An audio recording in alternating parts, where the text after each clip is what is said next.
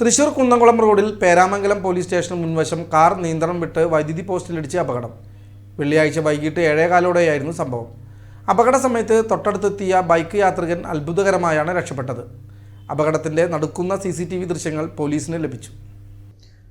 തൃശൂർ ഭാഗത്തു നിന്നും കുന്നംകുളം ഭാഗത്തേക്ക് പോവുകയായിരുന്ന കാറാണ് പേരാമംഗലം പോലീസ് സ്റ്റേഷന് മുൻവശത്തെ വൈദ്യുതി പോസ്റ്റിലിടിച്ചത്.